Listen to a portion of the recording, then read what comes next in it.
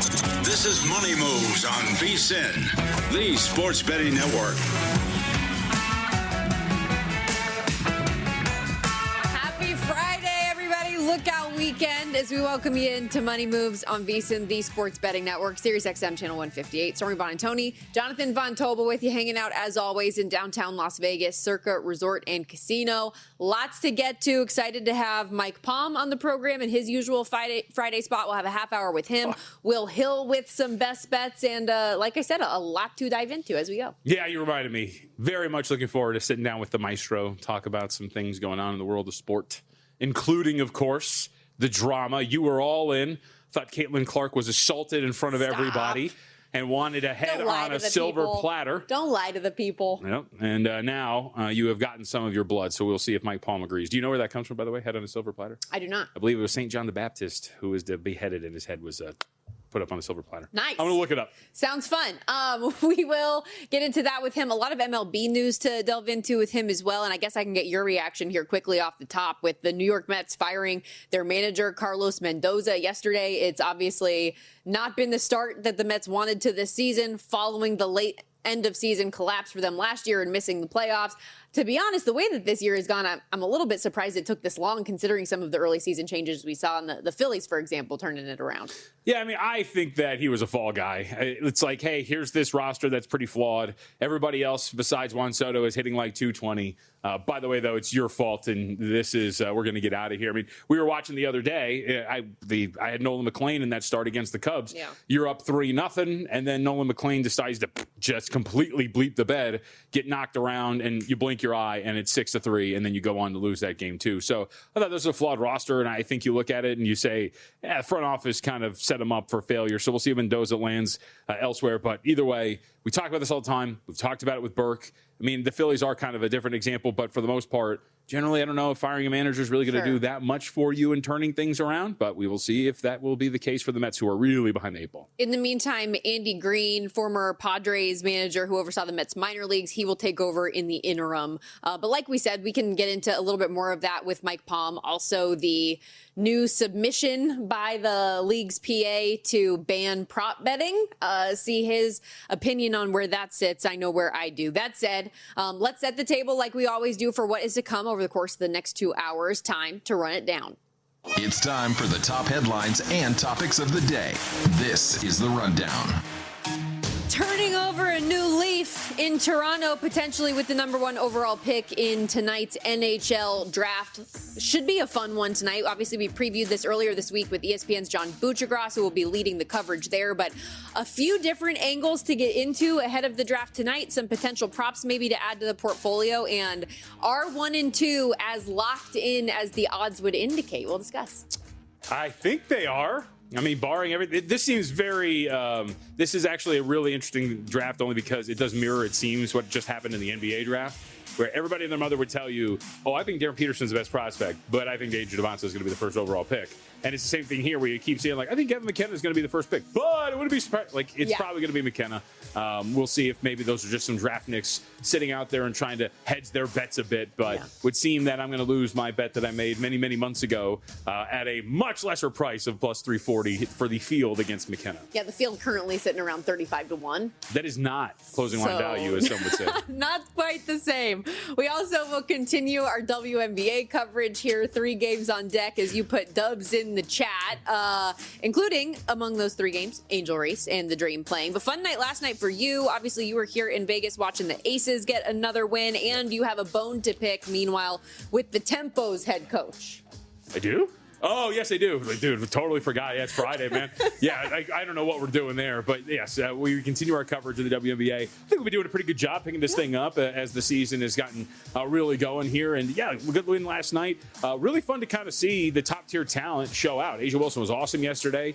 We got to see Chelsea Gray get a 2,000th assist. And I got to watch Paige Beckers try to take over and lead the Wings to a victory. And I don't know if it's a hot take, but we do have a take on the defense of one particular player for the Dallas Wings. Might be a little troublesome as they move forward forward in their career. Okay, let's get things started, though. Talking World Cup, we have several games on deck today, including 2 that will begin while we are on the air. Some bets to be made, but before we look forward, let's look back to Team USA last night. Heartbreak! In the 98th minute, Team USA falls 3-2 in the final group stage match to Turkey, and we talked about this, that they weren't going to have their core of starters that they typically have. Ended up having 9 new lineup changes, most in history, by the way, for a U.S. team in the World Cup. Christian Pulisic did end up playing for the first time since suffering that calf injury, but he didn't enter the game until the 58th minute. You did see a bit of a shift, right? They did play significantly better once he was out there on the pitch with them, but unfortunately a loser for me. I was betting on some motivation on your home country soil, thinking that maybe you just wanted to put away this Turkey A team and have some momentum going into the knockout rounds, but unfortunately couldn't get it done. I really thought we were just going to end in a draw on this thing until that guy scored very late. So how do you say our coach's name here? Go ahead. You have the Mauricio Pochettino. I'm with Mauricio here because I thought his quote was pretty good when they lost the game about the questions being a little bit weird, and I think he called any criticism of what they're getting what was the term he used? Petty? Yeah, petty. I'm with him. I mean, look, they clinched the group. They're a team that has played extremely well. Their star midfielder was dinged up and didn't start the game, and they were playing in a meaningless affair. I was around some people that were calling them chokers, and I can't believe this. I want to be like, you guys shut the hell up. Like, you guys, they didn't even play any. Right. In the sports landscape, I understand we've shifted into this hot take narrative, but I think it's absolutely stupid if you're going to judge this team after an affair that had nothing to do with anything and they had nothing to play for. Let's judge them by their knockout games when they get there and if and when they beat their next opponent. That, I think, is what's ultimately going to matter here for this team. I lost money, so I'm annoyed, but I also fully understood what I was getting into placing the bet. And to not the petty quote specifically, but some other comments coming out from Pochettino after the game said, the mood is like we're going home tonight and Turkey is staying. I need to remind you and everyone, we won the group. Sorry, guys, we won. Winning this game or not winning this game isn't going to change my mood. The objective is to finish first. We are first. And now it's the next stage. We are ready. So it will be Bosnia-Herzegovina, that they play next in the round of 32. That game will be on Wednesday, and the U.S. is a minus 225 favorite. I mean, as far as the draw goes that you're going to get in this next stage, I think this is a pretty good one for the Team USA. Yeah, I mean, I think I would completely agree as it stands right now, what this is looking at for the path potentially for the Americans. This is something that you're asking for here when you look at where they're at and what their potential next opponent would look like should they move on against Bosnia. But you wanted a win, a potential win. We've talked to some handicappers heading into the tournament that a win and a berth into the round of 16 was potentially on the table here for the Americans. So I think that this is setting up pretty nicely for them. And this is what you're waiting for with Team USA. You've waited for the success on the national stage.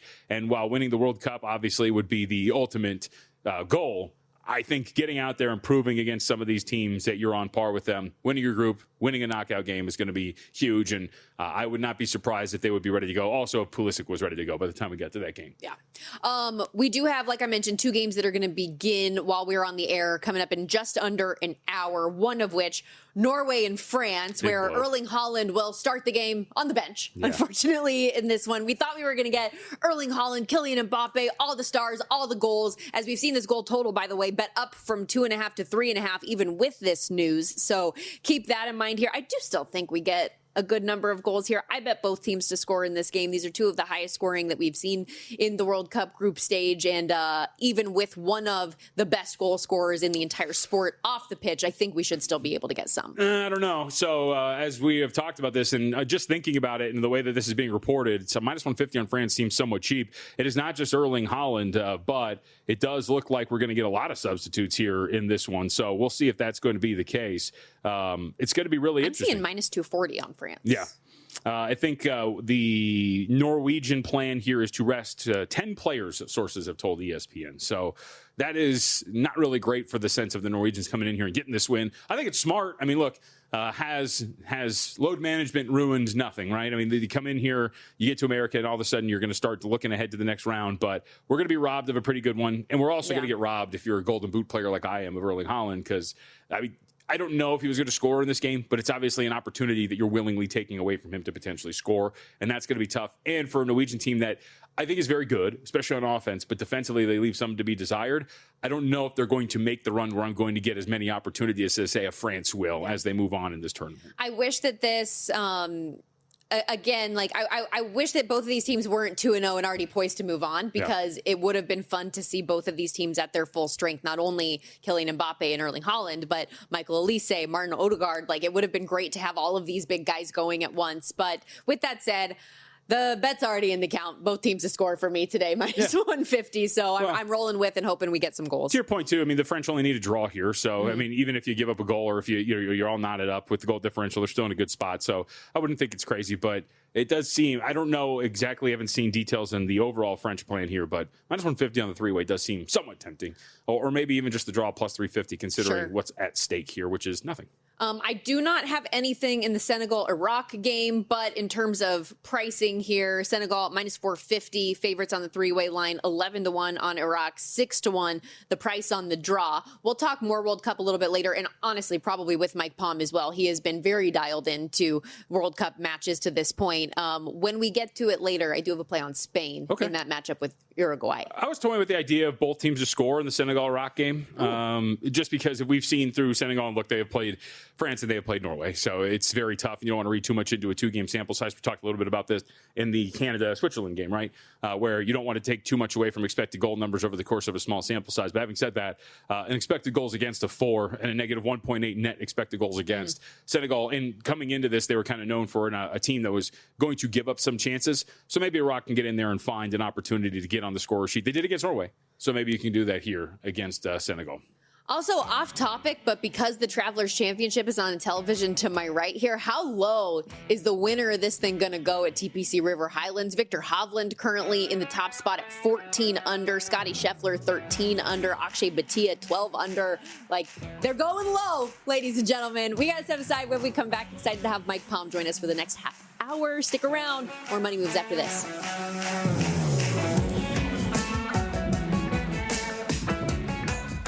So you're listening to this podcast because you want an edge. But what if I told you you're only halfway there? You've got the mindset. Now it's time to get the toolkit to match. Here's the thing. Pro bettors spend thousands on data and tools. But what they don't want you to know is that you can get the same edge for a fraction of the cost with VSiN Pro. VSiN Pro gives you access to expert picks, public betting data, prop projections, powerful tools, analytics, and more. Just tap the link in the description and see why thousands of bettors are already using VSiN Pro to cash more bets.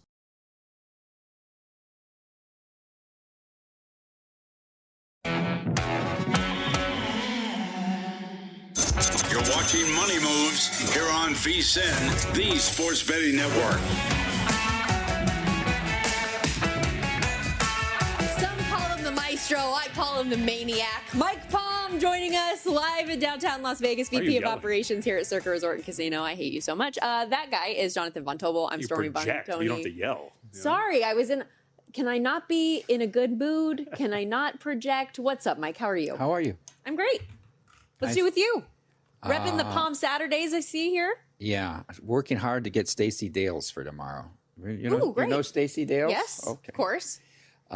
She's terrific. She's former WNBA player, now NFL Network, or I guess, is it ESPN now? What do you title them? I don't know. She does a lot of football stuff for everybody. I saw her on Dan Patrick yesterday. She had a great interview with Dan Patrick about the WNBA. Was there something in women's basketball in the last couple of days was worth discussing? I don't know. Maybe there's a hard foul. Maybe they should stop playing back-to-backs in the WNBA, the same teams in the same venue. Is it so hard to travel? Are they trying to cut down on the cost of travel? I mean, maybe. We get one tonight, too, by the way. Dream and Valkyries are going at it again. So obviously we're alluding to the Caitlin Clark fiasco, the hand to the throat, which looks way worse when you're freeze-framing it and putting the image out there. What'd you make of the entire exchange? I said this 2 years ago. The officiating is so bad in that league. It's just bad. And I'm not saying it's bad for one team or another, or they don't protect her enough. It's just bad. They don't control the game. Like, the women's college basketball officials are better than this, right? And so I don't know why they can't spend some money to significantly upgrade that league and pay the folks that are going to work these games somewhat commensurate to what the NBA refs get. I just think you have to do that to get control of your league. And just everything they do, I don't know, the poster, everything seems to be this. everything gives rise to narratives on both sides of the thing, and it's actually I'm getting sick of it. Well, I kind of joked with the whole poster thing, and for anyone who missed it, there's a WNBA anniversary poster, and they've got 30-year poster. Yes, the greats of the past and present, and with the Fever in particular, when you have the face of the league, you would think you would put her on the poster, but instead it was Stephanie Cunningham, who's her teammate, which is interesting. Sophie Cunningham. Excuse me. But we should know there has been more details released on this. Apparently, it's like a rights and licensing imaging thing, and it has something to do with her deal with Nike, and apparently the company that made the poster didn't have the rights to use her image. They only have the rights to use her jersey number and things like that.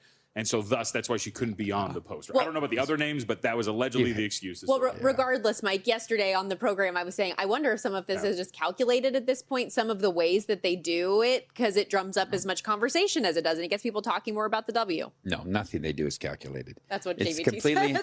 It's complete incompetence. You can't even get a hold of anyone in the league office. Yep. So, I mean, it's ridiculous. You have no access to a league, to anyone, to ask them anything or give them any feedback. It's a joke.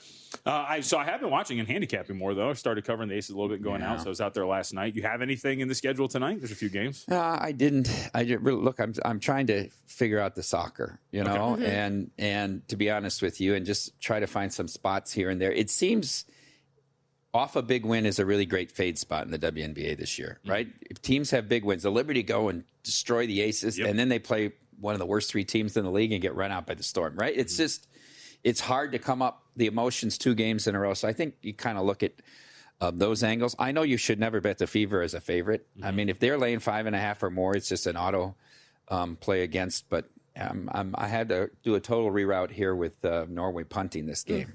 So that's where I was going to go. Is we've got a 6-game slate today, and we were just discussing the Norway-France game coming up. No Erling Haaland. It appears a lot of the stars are going to 10. Yes, all of them. They're resting everybody.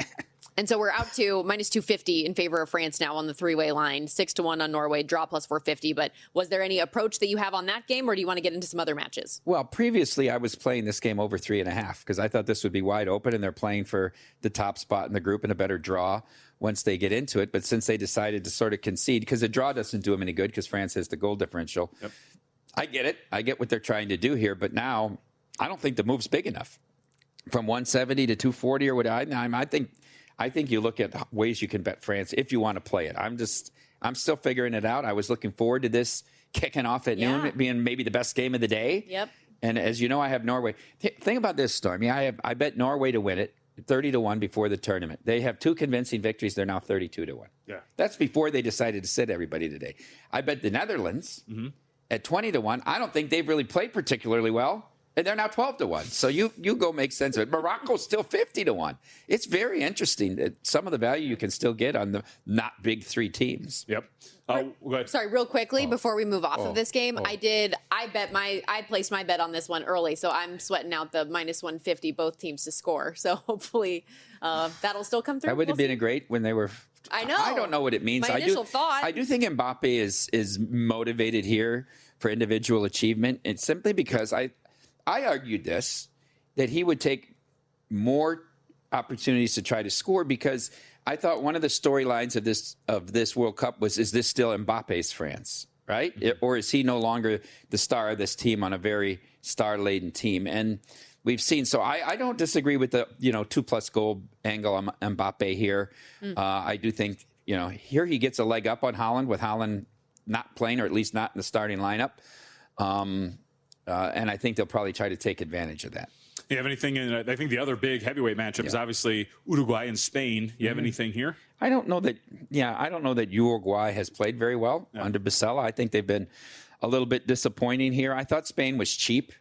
I know they've already won it, but they had a very shocking draw to start off, and I think they want to be in better form moving forward and clinch the. I laid the 142 with Spain on the 3-way here in this matchup.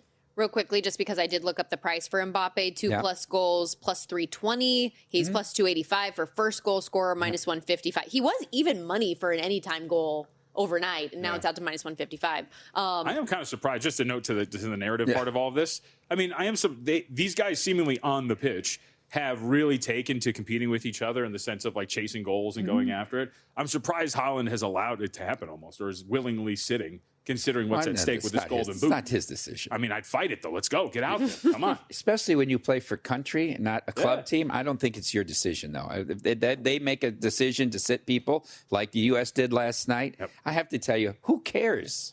Yeah. Unless you bet on the USA last night. I bet Holland to win the golden boot. Or if you bet USA and draw on a two-way result. Yeah. That's kind of bit. But who cares? This is like the Seahawks sitting in it because they've already got the 1 seed in week 7. It doesn't mean anything. Yeah. You're just trying to stay healthy. I get it. Well, all the momentum. What momentum? You're playing Bosnia. Right. Did you need momentum? They needed Pulisic to play last night and get his legs under him and stay healthy. That's all they needed to do. Yeah. So I drew nothing out of it. I bet nothing on that game because to me that was a split squad spring. I can't even talk. Yeah. I'm all, I guess, with this Marm training. outfit she has on. Spring training game, right?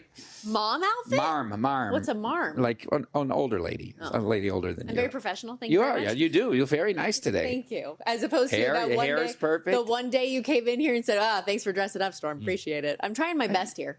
It takes your energy down when she doesn't show the effort. You show the effort. Look at the shape you've gotten in. Yep. You're dressing so well. Thank you. It inspires people. A lot of people comment to me, how's JVT doing? He looks great. I said, he's very positive and focused moving forward. That's right.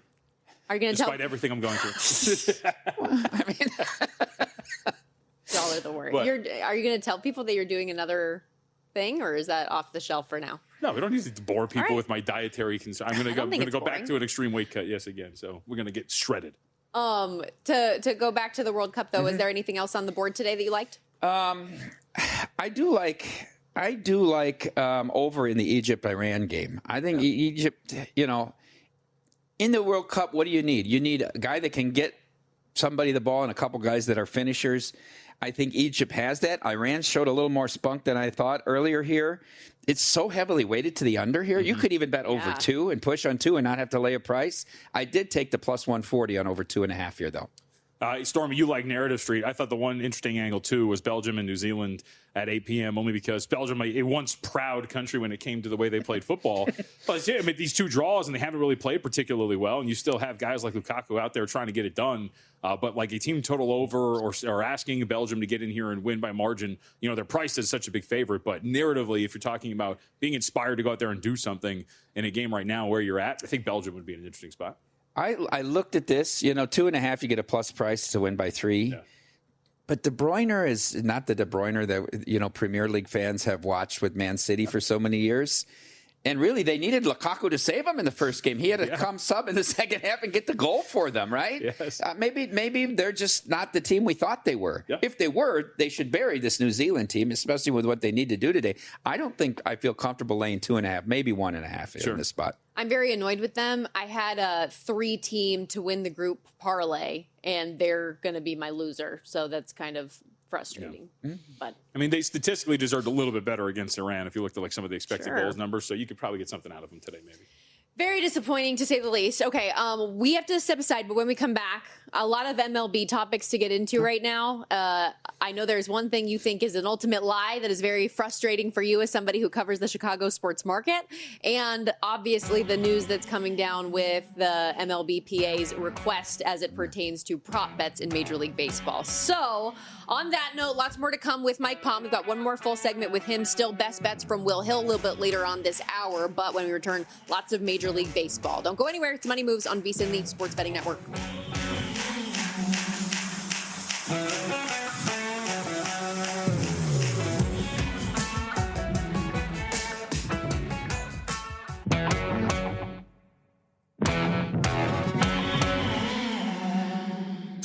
You're watching Money Moves here on VSiN, the Sports Betting Network.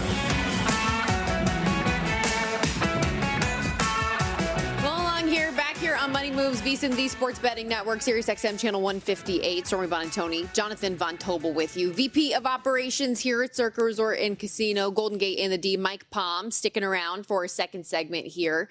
And we left off transitioning a little bit to Major League Baseball, and obviously there's a lot going on about the lockout and salary cap heading into next year. And with that, we've also got a new development that, according to Jeff Passan and David Purdom, the MLBPA wants to pursue a ban on Major League Baseball related prop bets now. So add that to the calendar. Well, so did your first employer, the Mountain West Conference, outside of Applebee's.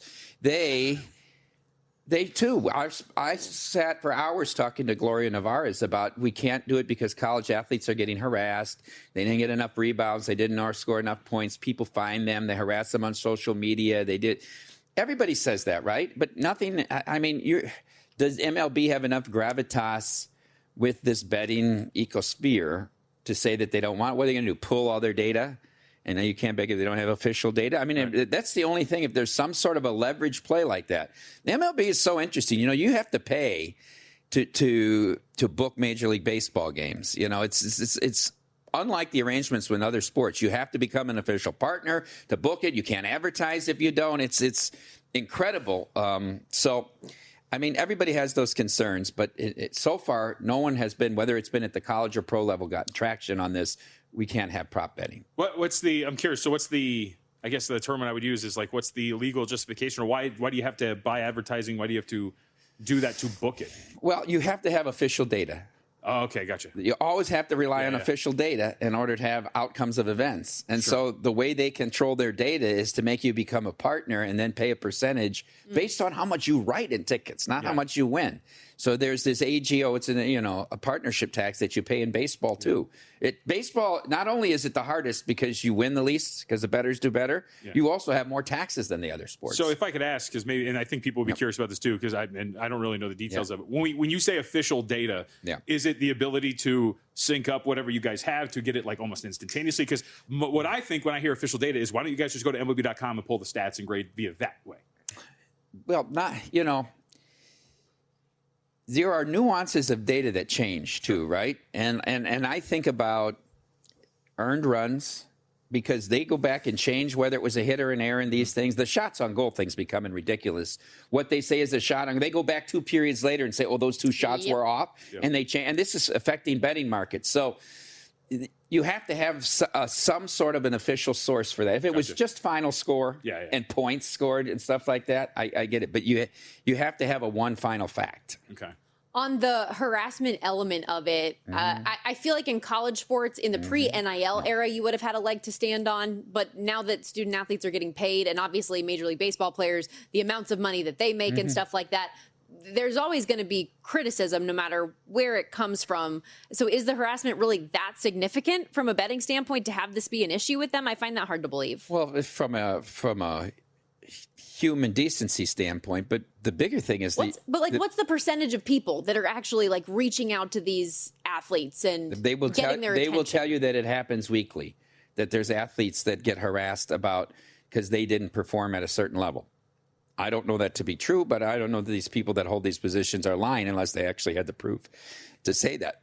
For me, if there's any argument, it's about it leads to manipulation, right? All these, and especially with people that play a few minutes a game.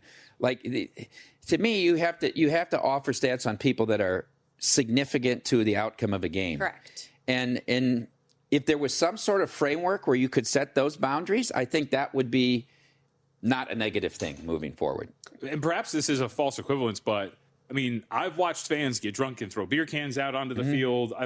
We just watched Pete Crow Armstrong. Yeah, but nobody's stopping alcohol sales. Yeah, and that's kind of my point here is like, we watched Pete Crow Armstrong with that woman who's like just giving him crap for no reason. And we're not taking up the mantle to ban that. In fact, we're still taking money from alcohol sales. And I'm an alcohol guy. Like I like drinking, but I always find it interesting the willingness to fight the good fight when it comes to things like prop bets, even though the harassment comes around when people are getting drunk in the stands and doing what they've been doing for years upon years. Well, I think Major League Baseball and the Cubs totally missed the boat on that whole deal with him, by the way. I don't know if I ever discussed that with you on this show. It's absolutely ludicrous to say people make mistakes. And that should have been a multi-game suspension. And if Major League Baseball didn't do it, the Cubs should have done it. It's just unacceptable. And you have a chance, especially with this guy. His fan base is 6 to 14-year-old kids. I'm telling you, when I go to Wrigley Field, they idolize this guy.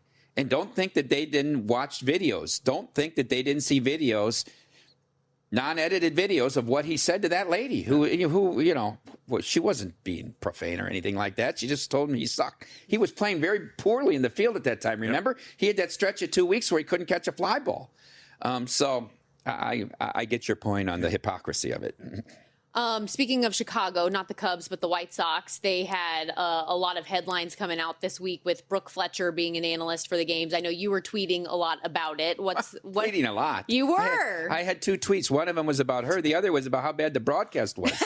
They had a male sideline reporter. That's, like a thing you never see anymore. But he did 2 long interviews during the game. The first was in the 5th inning. Cleveland hits a home run to tie the game. Oh, by the way, 4 batters later, they came back after that. Do they even mention how the game's 1-1? And then again, another interview in the top of the 7th. They missed the leadoff double by Gaddis. I mean, how about you report the game? Yeah. You have to interrupt the interview when something's saying, you know the whole nuance of this because this is what you do. You might be interviewing, something happens, they got to cut away from you, Stormy. Do you know the amount of stress I feel when I watch some hockey broadcasts and they do interviews? And I mean, even we saw it with Jackie Redmond in the playoffs when they're doing the power play in Buffalo. And I like the entire time, I'm like, can we get Rob Gronkowski off the screen, please? It's ridiculous. My man many years ago interrupted an apology for dropping a homophobic slur on a hot mic. Drive to left, deep drive to left. He interrupted that. And there's a deep drive to left by Castellanos. Yeah. But you can't stop an interview. You can't. So anyhow, but so congratulations to Brooke Fletcher, whose dad played 15 seasons in Major League Baseball, some with the Tigers. She's married to Jake Cronenworth of the Padres.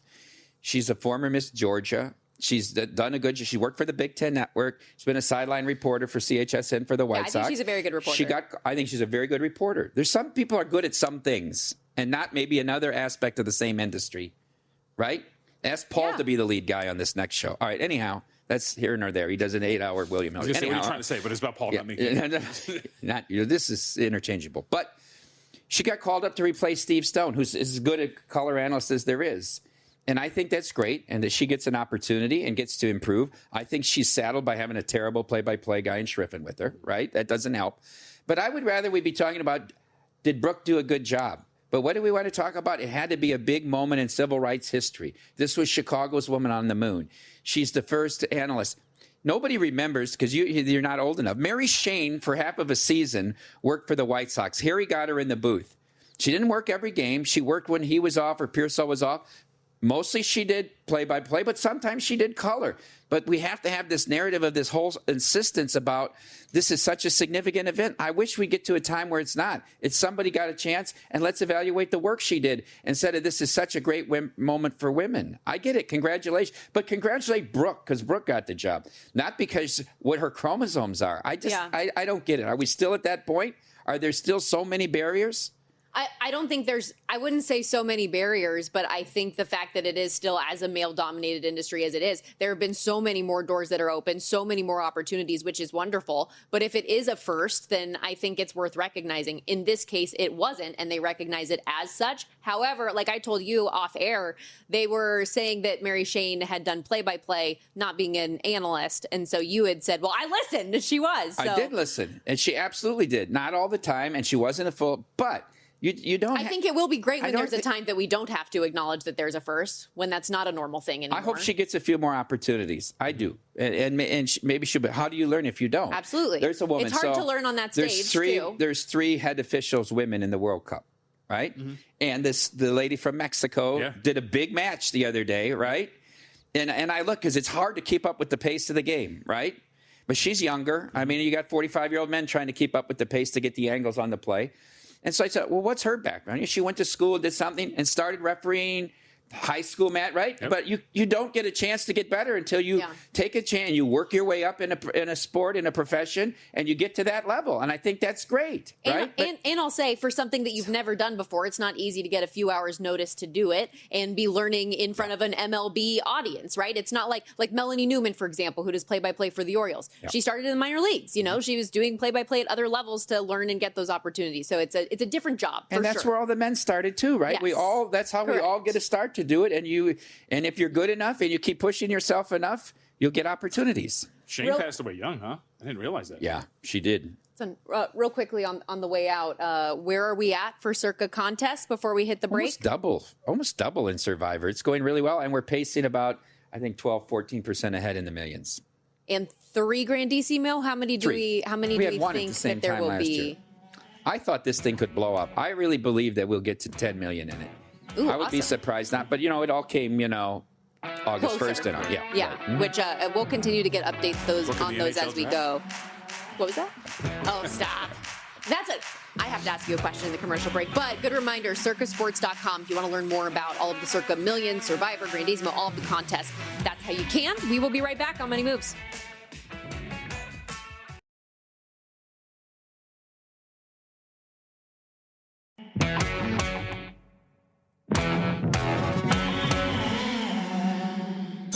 You're watching Money Moves here on VSiN, the Sports Betting Network.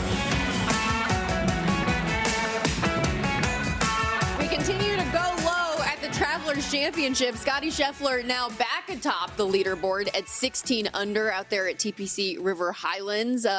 Should be a fun weekend going. I'm very curious to see what the ultimate final winning score is going to be this weekend. How low are we going to go? 26 under. I love it when golf is like this. He's Jonathan Von Tobel. I really do. No. But I know some people are like, oh, come on. I was disappointed by under winning. Shinnecock. The fact that Wyndham did what he did to pull ahead like that, I was like, I liked the first time they played out there. The round one benefit of the weather that dude got and took advantage of, craziness. He's Jonathan Von Tobel. I'm Stormy Buonantony. Will Hill joining us now as well on the Progressive Guest Line. Of course, VSiN host, analyst. Check out the Shoulda Bet More podcast wherever you get your podcasts, as well as a lot of written work over there at Fox Sports. Will, you've been dialed into the Travelers. I don't know. Are you sweating out any bets over the weekend? I have no bets. It's not that far for me, though. With the way these guys are shooting and scoring, I might just take a drive up there and see if I can get a couple birdies home, maybe even an eagle. And I don't even play golf, but it looks pretty easy. At least they're making it look easy. It is one of the easier courses in all PGA. It's notoriously kind of a Mickey Mouse course, so not surprising here to see all of these birdies and so forth.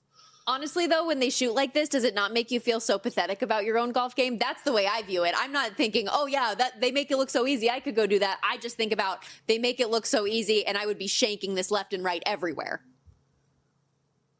Well, I mean, you got to come to Connecticut. Well, you're in Connecticut sometimes, so you're famous. You're famous enough to play this course. I think you're selling yourself short, maybe.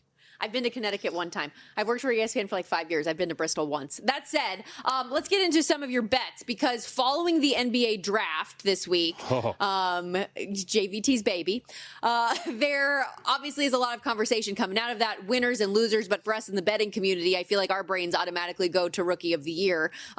You did end up placing a bet in that market early. What do you like? Yeah, I actually haven't bet it yet, but I'm going to bet Wagler. Is it Wagler or Wagler? I should know this. He's been around the world. JVT's boy. Yeah, I mean, look, I think there's a very real possibility Kawhi Leonard gets traded. You look at the prediction markets, him getting traded or not being back with the Clippers is the favorite. And if that's the case, I think that 35-1 immediately gets slashed just because of the opportunity where he's going to get more volume, more playing time, more shots. You get a top 5 pick, 35-1, and he might be, one of the focal points of the offense. Garland's there, but Garland's had an injury history dealing with, foot issues, toe issues, whatever it is. I just think this number is not really factoring the possibility and the probability that Kawhi gets traded. And why wouldn't you trade Kawhi Leonard? Look, you made the deal with him and you got George. We know how it worked out. There was a reason they did it. I mean, obviously it didn't work out is an understatement, but it's probably time to move on. You're not winning a championship with him. Get what you can, build around, this pick, which is a godsend. You got lucky with that. That was a good maneuver for Zubac. You got a lot back in that deal. Build around the 5th pick, build around whatever you get back for Kawhi, and just kind of move on. So I do think that's the direction it seems to be heading in, whether it's the Raptors or the Pistons or reuniting with the Spurs, which would, I don't know if that would happen, but that would be a hell of a team. But I think Wagler at 35-1 here is a decent price. Yeah, I think it kind of interestingly enough, Will, mirrors the LaMelo thing in that Charlotte got LaMelo to have a really strong season, and then his value was at his peak, and they were just like, all right, cool, let's ship him off and see what we can get with him. And I think the same thing could be said for the Clippers, right? Kawhi finally looks really strong, has a pretty full season by his own standards, and then maybe you could sell high on him. We have not talked to you since last week, and we saw Giannis get shipped. Did you have anything that came from that trade of Giannis now in Miami? Yeah, a lot of red figures in the account because I had Giannis to the Celtics pretty big. Right. I really thought it was going to happen. I had been told, it's looking pretty good. I guess Haslam last second said, you know what, I don't want to deal with this a year from now with Brown. Let's just take the quantity over quality. Makes no sense to have Brown on our team. I get it. Miami just kept adding stuff. Boston was a little bit stubborn, didn't want to throw in Hugo Gonzalez or other picks, which does kind of sound silly when you say it out loud and you think Giannis is a back-to-back MVP and you're going to hold out for Hugo Gonzalez. Okay. I didn't love the Miami deal. We knew it was going to be underwhelming. They waited too long. They trapped themselves into a corner. There weren't a lot of great offers, but that's a pretty underwhelming offer. I know you're betting against Miami going forward. You could turn Hero into picks. Maybe you could turn Ware into picks. At the end of the day, though, that's a lot of side orders when you didn't really get an entree back. I think if you could have at least gotten Brown, you could have flipped him for more picks down the road, and that could have been a better way to go. As far as Miami, I don't know, over under 4.5 for a seed, probably win a round. I'd say lose in the second round. Seems like their destination. That's not a deep roster. They don't have a lot of shooting. Him and Bam is a great fit defensively. I don't know what it looks like offensively, but if you're Miami, it beats what you had before. I get it. In Milwaukee, it was kind of an underwhelming offer, but you kind of painted yourself into a corner. VSiN's Will Hill joining us here on the Progressive Guest Line. You can follow him on X at @NotTheWillHill. Let's dive into a little Major League Baseball. Full slate of games coming up today. And I know you do have involvement in this Rockies-Twins matchup. What stood out to you as Tomoyuki Sagano and Taj Bradley go head-to-head? Yeah, a classic interleague battle here between the Twins and the Rockies. This will be a theme here with some of these pitchers. Sagano is due for regression. You look at the just traditional stats, the win-loss record and the ERA. Oh, he's having a pretty good year, 8-4, 4.3 ERA. That's very respectable, especially pitching in Colorado. The expected ERA, it's hard to believe. You don't see too many sevens. He's 6.99. Yep. Expected batting average, well over 300. Twins have been red hot swinging the bats. Neither bullpen is any good. So even if this is only 2-2 after 5, that kind of game, you can get some late runs, some late fireworks with these bullpens. So I think the 9 is a little light. I'm going to go over here with the Twins and the Rockies. All right, what about Marlins here today as well? Pretty interesting matchup for Miami. What did you have? Are we going to back the side of the road team here against Michael McGreevy? Yeah, McGreevy is another one of these guys that just keeps getting away with really subpar advanced numbers. ERA, very respectable, 3.3. The expected ERA, almost double that, not almost double, but 5.7. Doesn't get a lot of swings and misses. The velocity's not there. Meyer for Miami is really good. Miami always has a habit of having and developing these young pitchers. Meyer was the 3rd pick of the draft a few years ago. He's starting to show some of that promise. So to me, and look, for people that, I don't know if you guys bet this stuff or are following these markets, the most wins in June market, Miami was a long number.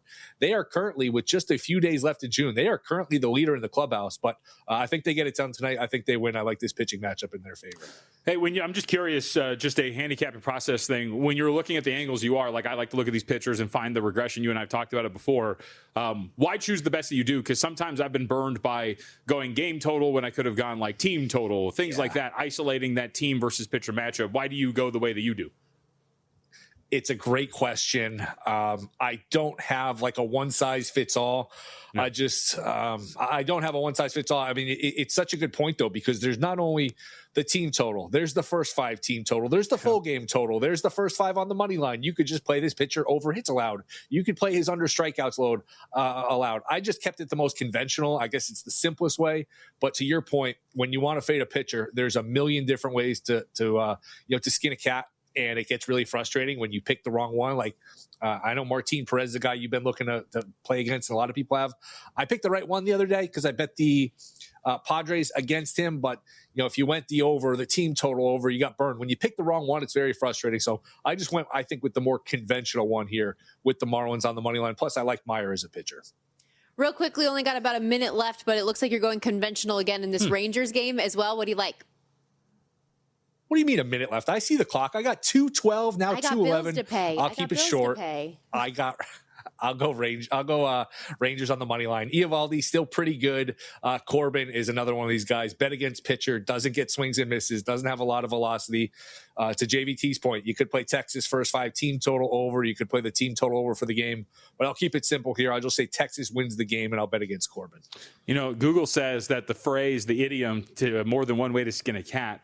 goes back to like the late 18th century when they would catch catfish. They don't have scales. You'd have to skin a catfish. How about that? Cool. Thanks for continuing to waste time. Did it on Will, purpose. thank you for doing this. We appreciate I you. liked it, JVT. You're right. I thought that was a good little tale. I Meanwhile, learned something.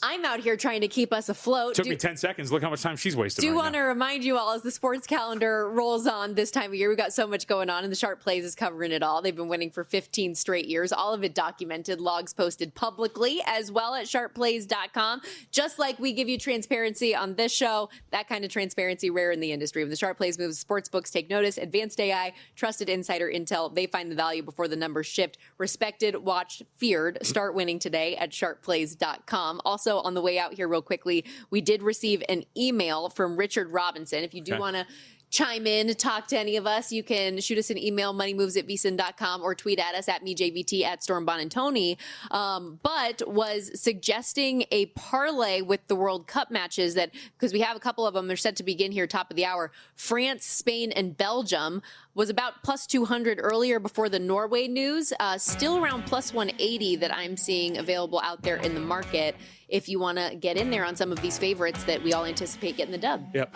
And then one of our audience members levied probably one of the most insulting things I've ever seen in my life toward me as well up on X. So that's going to be something we have to cover. Oh, I'm not tagged in it, so I can't see. We will see if you can recover on the other half of the break. Stick around, everybody. More money moves coming up after this on VSiN, the Sports Betting Network.